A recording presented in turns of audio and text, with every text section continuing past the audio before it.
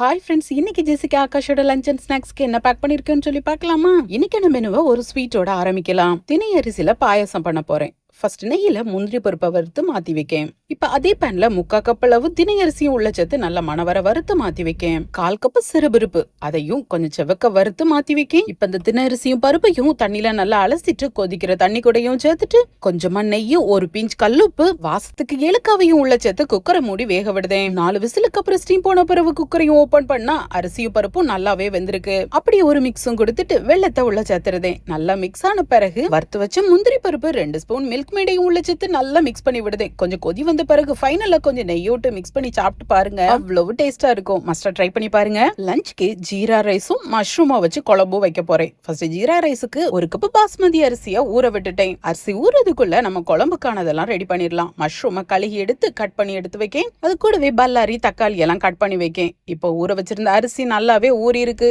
இப்போ jeera rice ready பண்ணிடலாம். பேன்ல கொஞ்சமா நெய் விட்டு கிராம்பு, ஏலக்காய், நட்சத்திர சோம்பு, ரம்ப இலை, முந்திரி பருப்பு அது கூட கொஞ்சம் ஜீரகத்தை உள்ள சேர்த்து நெய்யிலே 2 பெரட்டு பெரட்டிட்டு ஊற வச்சிருந்த பாஸ்மதி அரிசிய தண்ணியை வடிச்சிட்டு உள்ள சேர்த்து நல்லா மிக்ஸ் பண்ணி விடுதேன். 1 கப் அரிசிக்கு 2 கப் கொதிக்கிற தண்ணி உள்ள சேர்த்து தேவைக்கு உப்பு சேர்த்து நல்லா மிக்ஸ் பண்ணி விட்டு வேக வைக்கேன். 3/4 பாகம் வெந்ததும் ஃபைனல் டச்சா தம்லையும் வச்சு எடுத்துருதேன். நல்ல ஃபிளேவர்ஃபுல்லான ஜீரா ரைஸும் ரெடி. இது கூட சிக்கன் குழம்பும் மட்டன் குழம்புன்னு வச்சு சாப்பிட்டா சூப்பரா இருக்கும். நான் அன்னைக்கு மஷ்ரூம் தான் குழம்பு வைக்க போறேன். அதுல கொஞ்சமா தேங்காய் விட்டு பல்லாரிய கண்ணாடி பதத்துக்கு வதக்கிட்டு தக்காளியை சேர்த்து வதக்குதேன். தக்காளியும் மசிஞ்ச பிறகு இஞ்சி பூண்டு paste, Kashmiri chilli powder, chicken masala, பெருஞ்சீரக பொடி எண்ணெயிலேயே லைட்டா மிக்ஸ் பண்ணி விட்டுட்டு கட் பண்ணி வச்சிருக்கிற மஷ்ரூமையும் உள்ள சேர்த்து உப்பு சேர்த்து நல்லா 2 நிமிஷம் மூடி வச்சு வேக விடுதேன். குழம்பா வேணுங்கிறதுக்காக கொஞ்சமா தேங்காவையும் முந்திரி பருப்பையும் பேஸ்டா அடிச்சு அதையும் உள்ள சேர்த்து தேவைக்கு தண்ணி விட்டு கொதிக்க விடுறேன். இந்த குழம்புக்கு ஃபைனல் டச்சா கொஞ்சமா புதினா சேர்த்தா நல்லா இருக்கும். அதுவும் ஃப்ரெஷ்ஷா சேர்த்தா இன்னும் நல்லா இருக்கும். கொஞ்சம் புதினாவையும் கிள்ளி எடுத்து கொதிக்கிற குழம்புலையும் உள்ள சேர்த்து குழம்பும் திக்காகி எண்ணெய் பிரிஞ்சு வந்துச்சுன்னா மஷ்ரூம் குழம்பும் ரெடி. நெக்ஸ்டா பிரேக்ஃபாஸ்ட். இன்னைக்கு இடியாப்பம் தான் ரெடி பண்ண போறேன். பச்சரிசி மாவுல